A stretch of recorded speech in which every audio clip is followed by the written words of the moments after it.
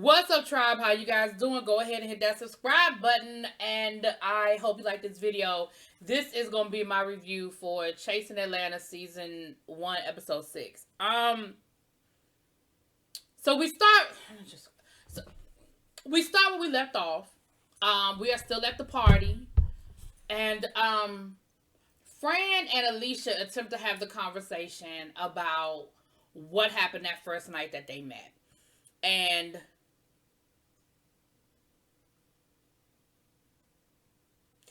I feel like we were almost there. I feel like we were at like a 8. We were almost at 10 where we were going to be like, yes, I get it. You understand me and I understand you. And then they fell back down the damn mountain.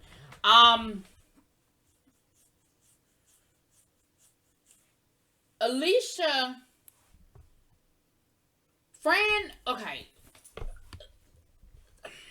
Here's where the conversation broke down. Fran apologized for misgendering her. Fran apologized for, what he said. What they said. I'm sorry. What they said. And then they said, but you can understand where I was coming from because that's kind of what you did to me. And Alicia was like, but that's not what I did to you. And what Alicia was saying was, listen, when people see me, they see a woman. They know that they should refer to me as a she. They know that this is whether you clock her or not. Let's be clear. Whether you clock her or not, you know that she is presenting as a woman, and therefore those are her pronouns, that she is a woman.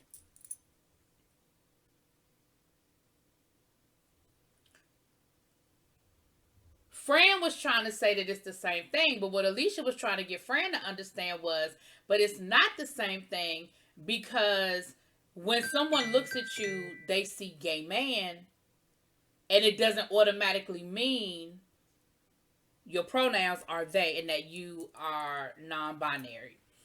They never quite got there.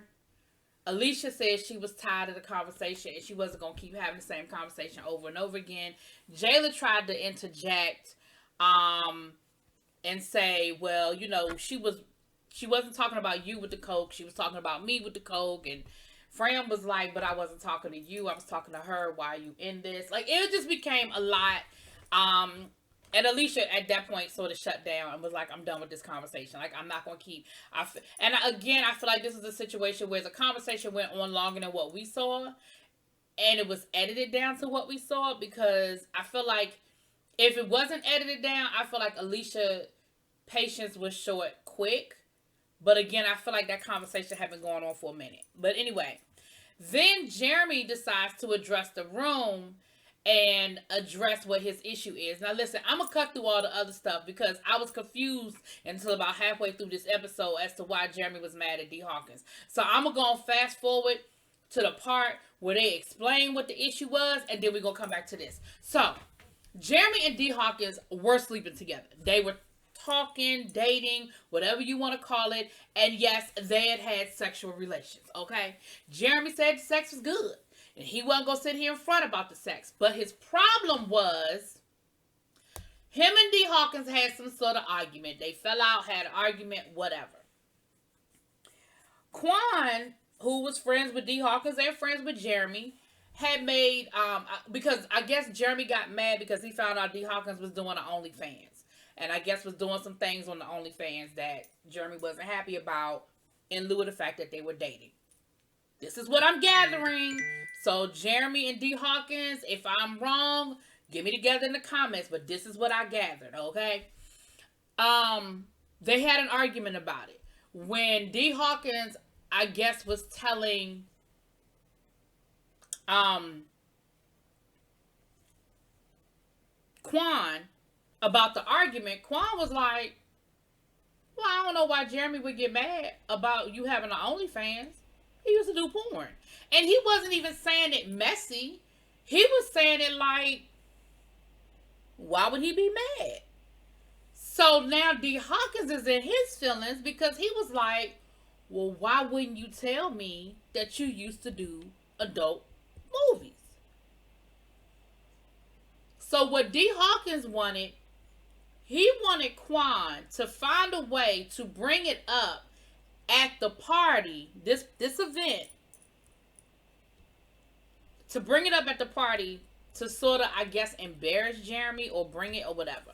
Now, Jeremy and D Hawkins had made an agreement behind the scenes that they weren't going to bring their relationship to the show or any problems or drama that from the relationship to the show. So when Jeremy, the reason why Jeremy showed up at the party on 10 is because he was in his feelings because he knew that D Hawkins was trying to set him up. So they end up getting into an argument, and Jeremy is giving us something we ain't seen. Because, Jeremy's been real quiet and calm, and, but Jeremy is giving us, real rah-rah. And even at a certain point, Jeremy jumped up out his seat, D Hawkins jumped up out his seat, and it was about to be a problem. Now, the side conversations was killing me. Because when it came up about Jeremy doing porn, and I think Alicia said, I ain't know. He go in. Oh, I knew. Jayla was like, I knew, and it's good. I said, you know what? I'm not doing this with none of y'all, okay? Now, the two of them are arguing, right? They're going back and forth. They arguing. Jeremy at one point jumped up and got him a cupcake. And the only reason why I bring that up is because he was still eating that damn cupcake when they was arguing outside like 10 minutes later. Either he picked up a second cupcake or he was eating the hell out of that first cupcake. But either way, neither here nor there. Now, in the midst of all of that going on, Andre is trying to let D Hawkins and Jeremy, I guess, resolve whatever it was they was trying to resolve or something. I don't know. Jayla decides that she wants to say something. Now, I'm not sure what Jayla wanted to say because Andre,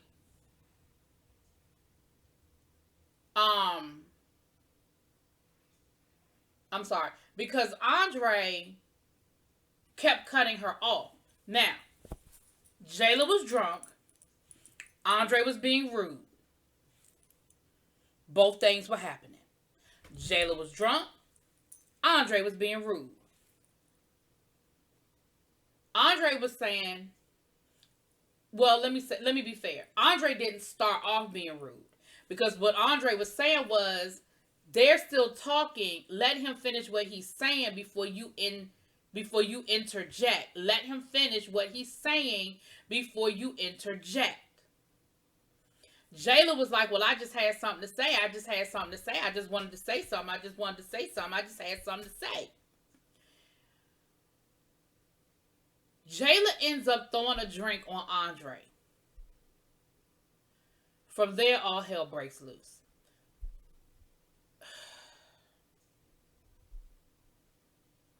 Some dude that I don't even know, didn't recognize, I rewound shit 2-3 times, came from out of nowhere, jumped in it. Fran done jumped in it. And it really ended up being damn near a 3-on-1 situation.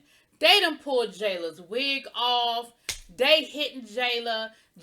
Listen, Jayla was holding her own because it really was 3 against 1. Fran done picked up a damn chair. And then Fran proceeds to start yelling at Alicia. Talking about, but you, but y'all a woman. But you a woman though, right? But you a woman though. Get the fuck out of here. You a man. You a man. What? What does one have anything to do with the other? So let me say this. Jayla was wrong for throwing a drink. And if it had been a one-on-one fight between Jayla and Andre, I wouldn't even have nothing to say about it. Because I'm a firm believer. You put your... Throwing drinks, throwing hands. You put it out there, you get what you get. The problem I have, though, is this wasn't a one-on-one situation. I don't know who the hell that other person was that came from out of nowhere. I don't know if they was a camera person. I don't know who they were coming out of nowhere and jumping in it. Fran, are you fucking kidding me? You're picking up a chair to do what? It wasn't your fight. It had shit to do with you. That was between Jayla and Andre. And if it had stayed between Jayla and Andre, I wouldn't even had nothing to say about the whole situation because I'd be like, oh well, she threw the drink on him. He slapped the shit out of her. It is what it is. But for you to feel like it was okay for those other two people to get involved, now Jayla threw a little comment out there about Alicia not getting involved. Now listen, y'all just made up last week, okay? Y'all just made up. But Alicia got triggered because, of course, it brought back her attack. So she's upset. She was more upset than Jayla was because I think she had a whole PTSD moment, right? Now, mind you, while that's going on, D. Hawkins and Jeremy are still out back fucking arguing. Now Jeremy is like, you just looking for a moment. They're going back and forth. Now, until I got the whole story, I really was confused about where Jeremy was coming from because Jeremy really seemed like he was coming out of pocket. But when I got the whole story, I was like, okay, now I see why Jeremy was pissed off. Like, you was really trying to set him up and embarrass him on camera, right? Child, that's what had happened. Hershey, once again, MVP. Hershey gonna come outside and ask Jayla, girl, do you want your wig? Because I know wigs are not cheap. And I will go get you your wig before you leave, okay? Jayla was like, girl, please, let it stay there. It's gone. It's a wrap. That's what had happened. Down to the love and hate dinner party.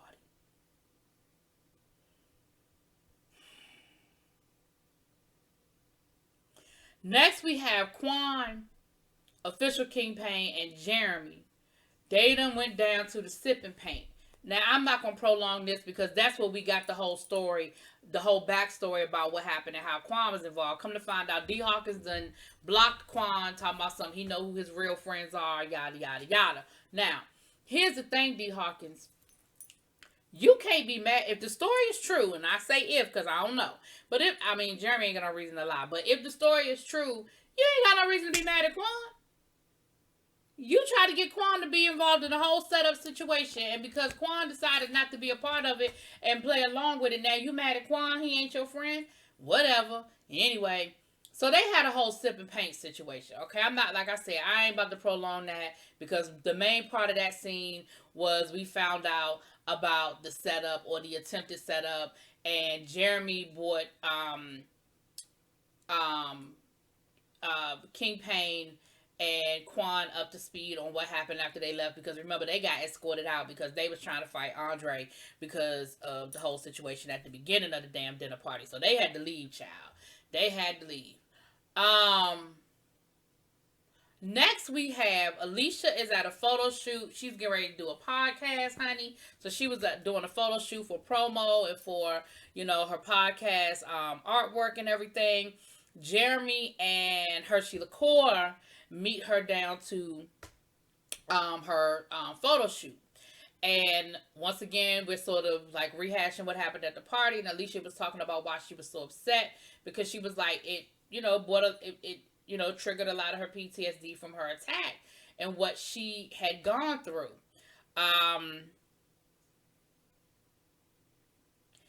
Jeremy tried to have the conversation with her again about Fran and that whole situation, and Alicia was like, no ma'am, nope, I'm not doing it. I'm not getting ready to sit here and rehash that again. I said it, I talked about it, I did it, I'm done with it. I feel like that conversation was edited down, and at a certain point it's just no more you can say. Like, it's just no more you can say. Now, Jeremy has a surprise for Hershey LaCour the next day. They supposed to be getting up and having their whole situation. Now, I don't know. They also talked about let me rewind a little bit. We found out a little bit more about Official Kingpin in at the Sip and Paint as well. We found out that on top doing music and everything, I feel like his bread and butter is the fact that he's a licensed barber and he's also a lock technician. He does locks. So I feel like that's really his bread and butter, and he also does music and he does other things. But I feel like that's like his main thing. And so that's something we didn't know. So we learned a little bit, little something new about Official Kingpin. So anyway, I want to throw that in there. We found out Alicia does drag. She's a model. And like I said, she's doing the podcast. So, some other things to learn about Miss Alicia Hunty. Now, the next day, and Hershey was like, listen, I don't like surprises. I need to know where I'm going, what I'm doing, who going to be there, who not going to be there, because I might not want to be around them people. Listen, I am that person. I am the friend that if you call me and invite me somewhere, the first question I'm going to ask is who coming. Because I might not want to be around those people. I just don't know. Like, you might be cool, but I might not like your friends. I'm just saying. You might be cool, but I might not like the people that you cool with. And I need to know if they coming. And at this point in my life, I just don't need to be around people that I don't want to be around. I just don't have to do it, and I'm not going to. So I am that person that will ask, who gonna be there?